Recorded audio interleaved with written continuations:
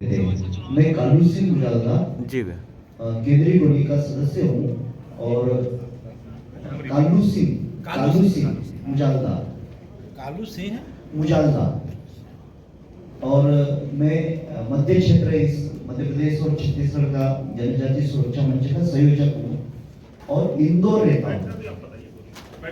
ठीक है, मैं माननीय रामनाथ जी से इसे शुरू करने के लिए बोलूँगा।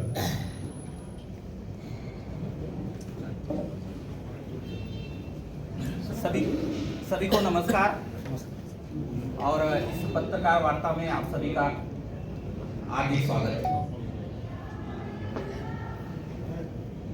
जनजाति सुरक्षा मंच एक विषय को लेकर काम कर रहा है कि जो ऐसे अनुसूचित जनजाति के लोग जो अपनी आस्था और संस्कृति को छोड़ करके ईसाई या मुसलमान बन गए हैं तो उनको जनजाति का लाभ नहीं मिलना चाहिए।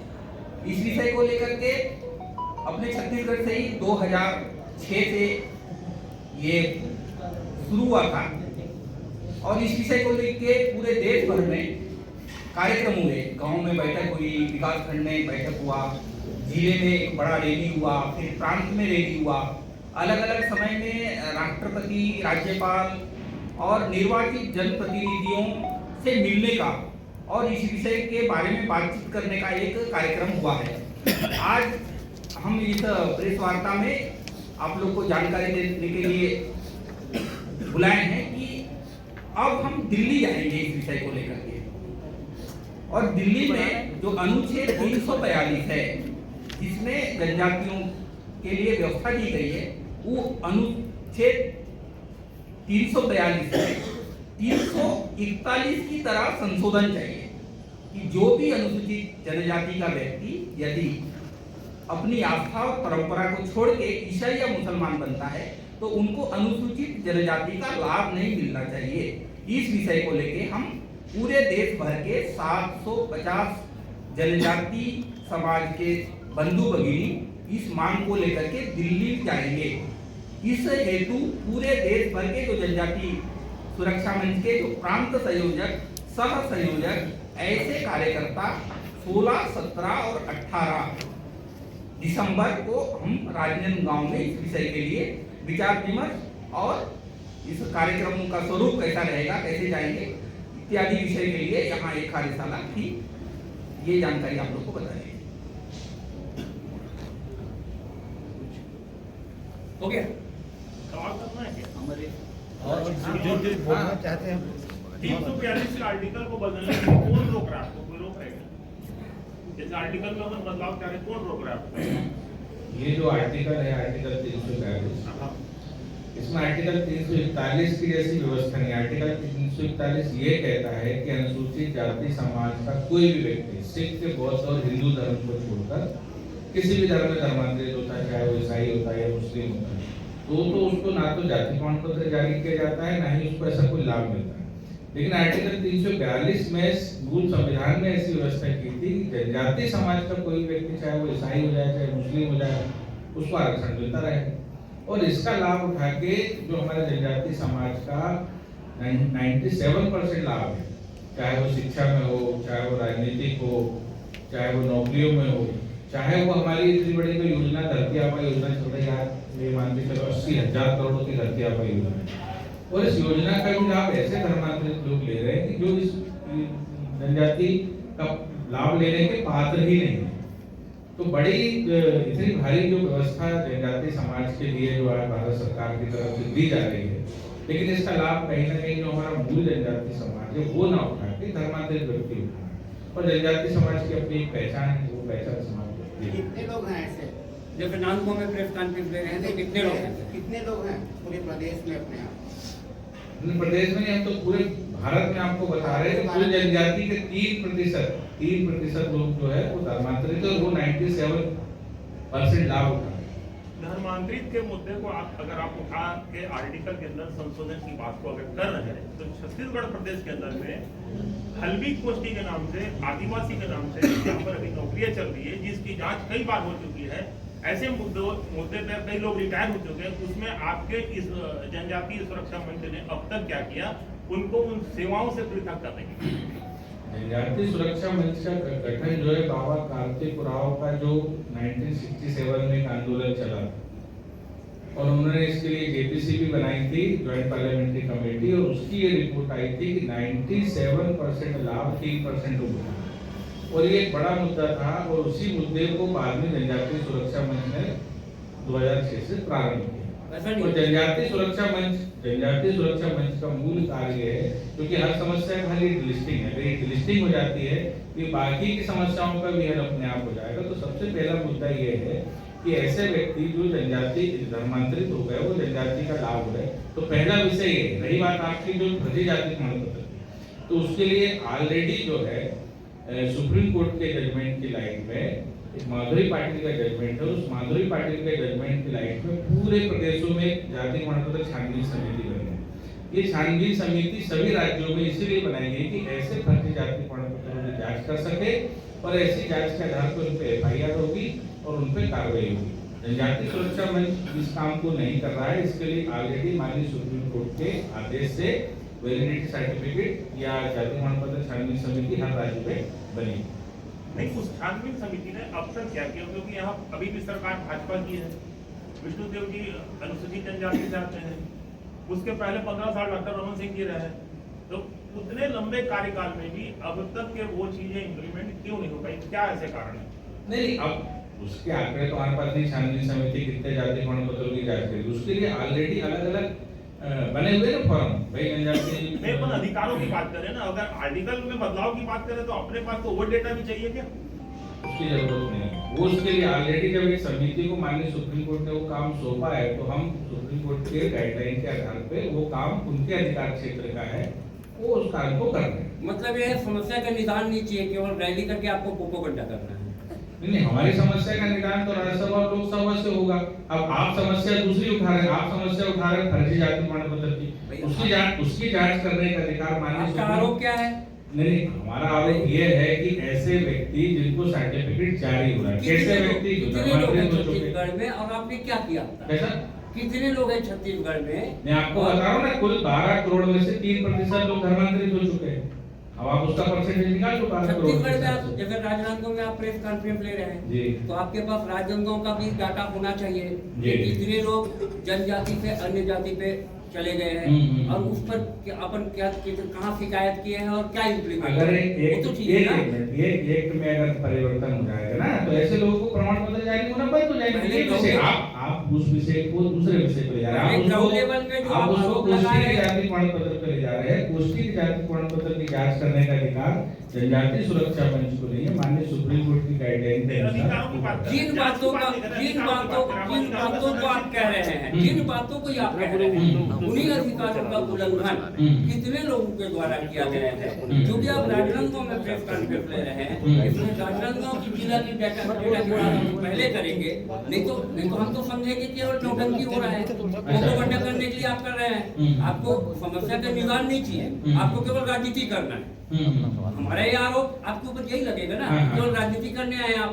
तो आप ये बताइए राजनांदगांव में क्या डेटा है कि कितने लोग जिन अधिकारों की आप बात कर रहे हैं उसका उल्लंघन करके कोई ऐसा वर्ष हुआ है? इसका किसी भी प्रकार का अगर आपको डेटा देना है तो इसके लिए अभी जातिगत जनगणना तत्काल और इस तरह के जातिगत जो जनगणना के आंकड़े हैं वो देने का अधिकार तो आप ले रहे हैं। नहीं, बिल्कुल प्रेस वार्ता इसलिए नहीं दे रहे कि हमको एक आंकड़े बताना। प्रेस वार्ता इस बात की दे रहे कि हमारी जो मांग है उस मांग को लेकर हम दिल्ली महानुभाव और हमारी जो मांग है, महानुभाव आप रिटायर्ड जज रहे हैं, आप अगर कायदे की बात करेंगे तो ज्यादा बेहतर होगा। बिल्कुल जिन बातों को इम्प्लीमेंट आप सामान्य लोगों के बीच में करने जा रहे हैं उसका डेटा तो आप ही बताएंगे क्या? तो डेटा आपको बताता हूँ। 12 करोड़ का 3% आप निकाल राजनांदगांव में बताइए आप। ये समस्या पूरे देश की आप विषय से भटक रहे हैं। विषय केवल ये है कि आपके पास 2 सर्टिफिकेट है, आप पढ़िए, 2 सर्टिफिकेट देखिए पीछे किसका है वो सर्टिफिकेट। राजनांदगांव में ऐसी क्या घटना हुई है? वो दोनों सर्टिफिकेट इमरान खान और किसका है? इमरान खान के आदिवासी हो सकता है। तो विषय ये आप इमरान खान को छोड़ के किसके पीछे पड़ गए? हलवा गोष्ठी की बात करने लगे। आप विषय से बाहर जा रहे हैं। हमारा ये कहना है कि उसमें जो जाति प्रमाण पत्र लगे, क्या ये व्यक्ति आदिवासी हो सकते हैं? आप खुद ही सर्टिफिकेट पढ़िए, एक इमरान खान का है और एक आसिफ खान का। क्या आसिफ खान और इमरान खान आदिवासी हो सकते हैं क्या? ज्यूरिडिक्शन एरिया क्या नहीं, कहता आपको है? लगता है कि इमरान खान आदिवासी हो सकता है? ज्यूरिडिक्शन एरिया क्या कहता है? राजनांदगांव में आप प्रेस कॉन्फ्रेंस ले रहे ठीक है। हैं, आप राजनांदगांव की बात करेंगे तो बेहतर बिल्कुल होगा ना। करेंगे। आप राजनांदगांव में बताइए ऐसा भाई तो बैठक करना- अगर दिल्ली में करेंगे तो दिल्ली में तो एक भी जनजाति नहीं कैसे तो बताएंगे? राजनांदगांव में भाई बैठक नहीं हो सकती है, बैठक जहाँ सुविधा के अनुसार हो सकती है। बैठक का इससे कोई वो लेना देना नहीं। कार्यशाला है, ये कार्यशाला तैयारी की कार्यशाला है। ये रैली नहीं हो रही है कोई यहाँ पर, रैली होगी दिल्ली में और पूरे राष्ट्रीय लेवल पे बात होगी। आप वैसे को भट्टाचार्य की बात कर रहे हैं, आप इमरान की बात क्यों नहीं करते? पत्रकार जी मानिए, आप इमरान का सर्टिफिकेट देखिए और आप खुद अपनी आत्मा में हाथ रख के बोलिए क्या इमरान खान आदिवासी हो सकता है? अरे मैं तो ये भी बोल सकता था कि कागज आप फर्जी पेश किए होंगे, हमको क्या मालूम कि आप वो डिजिटल सर्टिफिकेट है, आप उसको ऑनलाइन चेक कर सकते मैं हैं। राजनांदगांव की बात कर रहा था। ये 3 दिन की कार्यशाला में दिल्ली जाने का क्या कब प्लान किए हैं? 3 दिन की कार्यशाला में हाँ जी, दिल्ली में गर्जना रैली का आयोजन कब? हाँ दिल्ली में गर्जना रैली का आयोजन हमारे माननीय गर्जना रैली के संदर्भ में एक मिनट इनका बिल्कुल अभी यहाँ जो बैठक हुई उसमें तय हुआ कि 22 मई को दिल्ली में ये पूरे देश के जनजाति समाज के लोग और लगभग 5 से 10 लाख की संख्या में वहाँ गर्जना रैली के लिए जाएंगे और सरकार से हम मांग करेंगे कि जो धर्मांतरित हो गए, चाहे वो ईसाई हो गए चाहे मुस्लिम हो गए, उनका जो आरक्षण है उनका आरक्षण समाप्त कर देना चाहिए। क्यों कि जनजाति की जो मूल भावनाएं हैं, जनजातियों की जो रूढ़ी प्रथा है, उनकी संस्कृति, उनकी परंपरा है, उसको उन्होंने जब छोड़ दिया और दूसरा धर्म अपना लिया तो ऐसे लोगों का आरक्षण बंद कर दीजिए। ये हमारा मांग है भारत सरकार से और इसलिए 5 लाख से 10 लाख तक लोग वहां दिल्ली में गरजेंगे।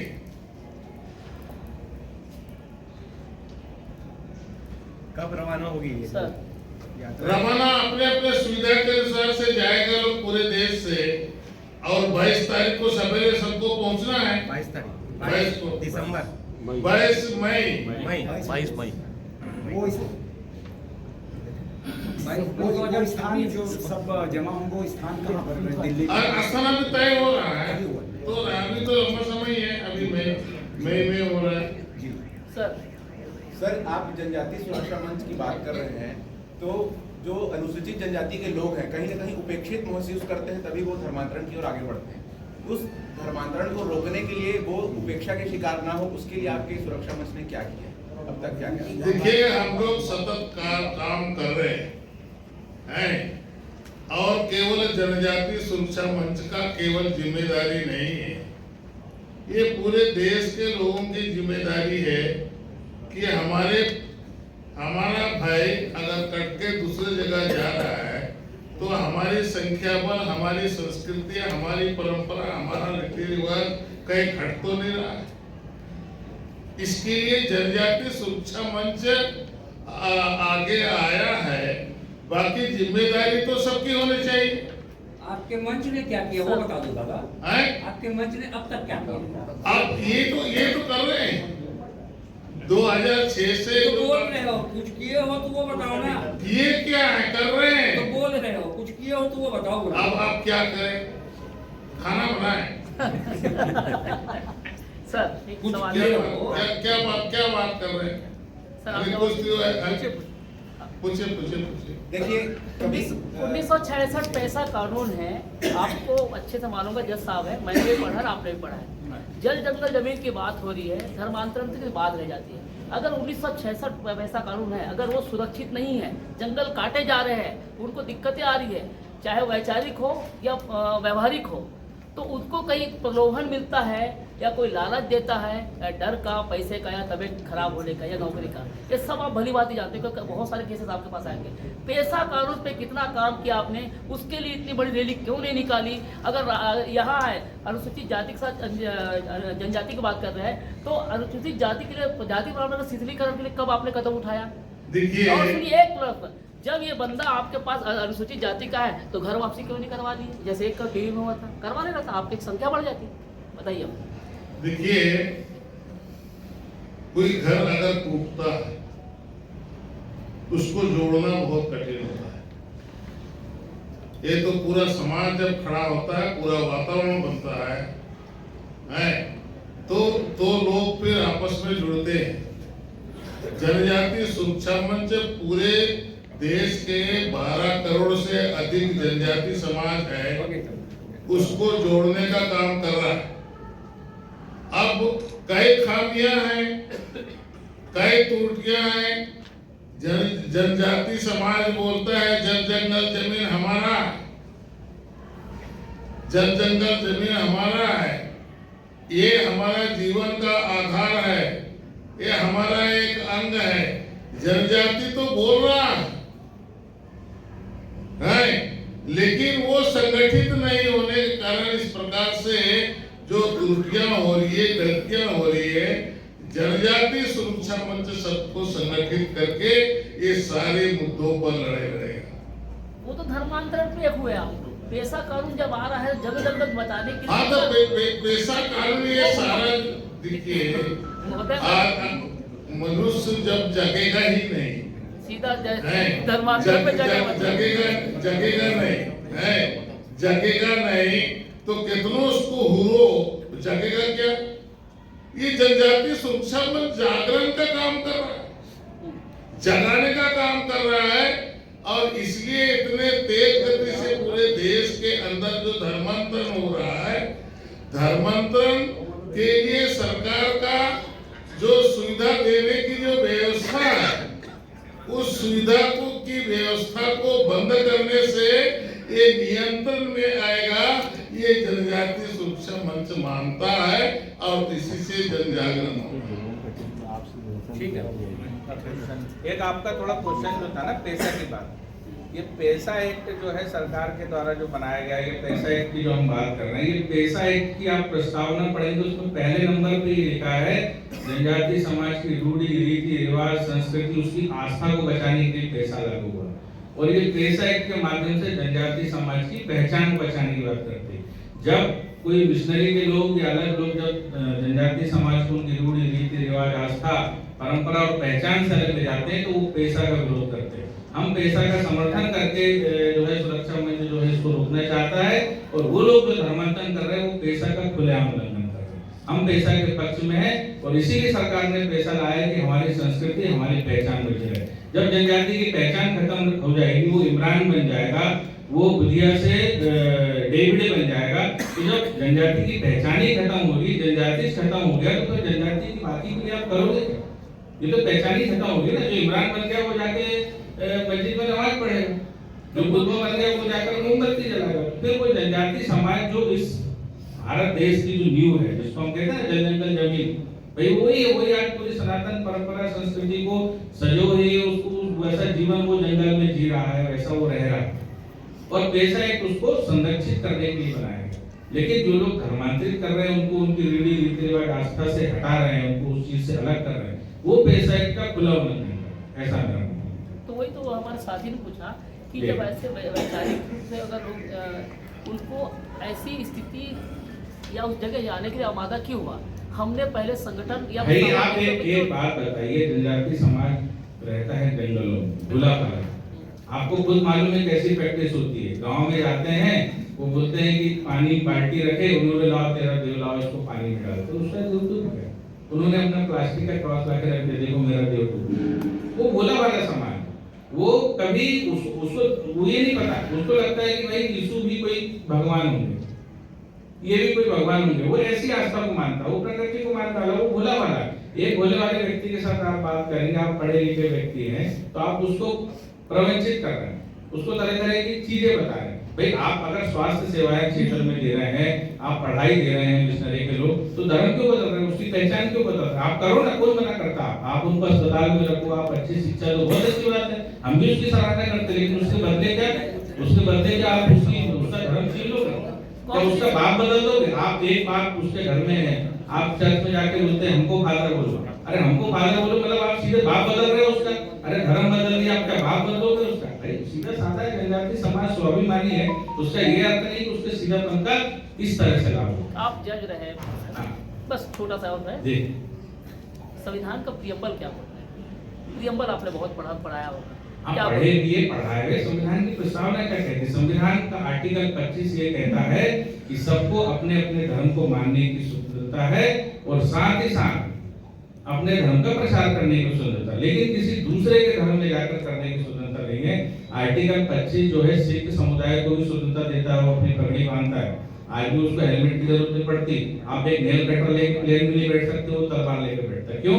कि आर्टिकल 25 उसको अपने संस्कार को मानने की देता है। तो वैसे आर्टिकल 25 जनजाति समाज को भी अपनी रूढ़ी रीति रिवाज परंपरा और अपना जो उसका जल जंगल जमीन उसको संरक्षित करने का, अपने आस्था को बचाए रखने का अधिकार है। आपने कहा कि भोले भाले होते हैं जनजाति, 45 से 50 हजार करोड़ रुपए उन जनजाति के विकास के लिए खर्चा हुआ, तो वो विकास से कितना विकास पहुंच पाए उन तक के, इसका कोई मूल्यांकन का अपने पास में क्या? मैं आपको एक मूल्यांकन बताया ना कि 3% लोग 97% लाभ उठा रहे हैं। कैसे? अभी केवल शिक्षा और आरक्षण की बात नहीं कर रहा, मैं कह रहा आज 80,000 करोड़ की भगवान धरती आबा योजना लागू हुई। 1 लाख जनजाति, जो 1 लाख जनजाति ग्राम, एक बार पहले हो जाए फिर आप 1 लाख जनजाति ग्रामों में, 1 लाख जनजाति ग्रामों में योजना लागू है। उन 1 लाख जनजाति ग्रामों में ऐसे भी लोग हैं जो जनजाति की पहचान खो चुके हैं और वो उसका लाभ ले रहे हैं। तो अगर 2 लाइन का संशोधन हो जाए, भाई आर्टिकल 341 में भी तो संशोधन है। आर्टिकल 341 क्या कहता है कि जो हिंदू बौद्ध और सिखों को छोड़कर दूसरे धर्म में चलेगा उसको आरक्षण नहीं मिलेगा। तो एक तरफ एससी के लिए आप अनुसूचित जाति समाज के लिए कह रहे हो कि आरक्षण नहीं मिलेगा, आर्टिकल 342 में कह रहे नहीं, वो जनजाति समाज का मुस्लिम भी हो गया, ईसाई भी हो गए तो भी होगी, बराबर लग रहा है? थोड़ा तो कहीं ना कहीं तो अन्याय है ना जी। नांदगांव जिला छत्तीसगढ़ प्रदेश में ऐसे कोई नामजद डाटा है आपके पास जिसका आपने बात कर रहे हैं? प्रदेश का कोई डाटा है आपकी आवास योजना से आप तो राजनांदगांव का बात कर रहे हैं।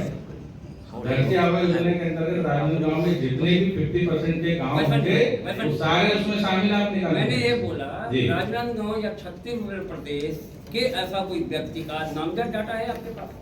अब बिल्कुल मिलेगा आपको नामजद डाटा। नामजद डाटा मैं क्यों लूं? आप हर चर्च में जाइए, देखिए कितनी शादी करा रहे हो, कितने लोग जा रहे हैं, वही तो डाटा है।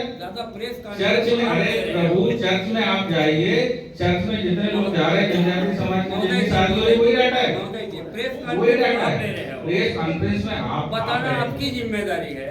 किसी देश की जनसंख्या में कौन कितने समाज का, ये जनगणना आयुक्त बताता हम आंकड़ा देने के लिए, ऐसे आंकड़े देने के लिए अधिकृत नहीं है, ऐसा आंकड़ा देने के लिए जनसंख्या आयुक्त बने हुए वो देते ऐसा। आप धरती आबा योजना राजनांदगांव में संचालित नहीं हो रहा है, वो मोहला मानपुर में संचालित हो रहा है ना। आप कैसे बोल रहे हैं राजनांदगांव का विकास हो रहा है करके? मैं आपको एक बात बता रहा हूँ, धरती आबा योजना का क्राइटेरिया ये है कि 50% से जहाँ जनजाति वो गाँव लिया है। अब आपके राजनांदगांव में ऐसा कहीं गाँव नहीं होगा, मोहल्ला में होगा तो मोहल्ला में होगा, उसमें कौन सी दिक्कत की बात है। हाँ, राजनांदगांव में कार्यशाला इसलिए हो रही है कि भाई स्थान है यहाँ पे कार्यशाला हो रही है, उसके लिए जरूरी थोड़ी आप बोलोगे यार दिल्ली को जा रहे हैं वहाँ जाते नहीं है, तो भाई दिल्ली जैसी राजधानी वहीं तो जाके बात करें। और कोई प्रश्न तो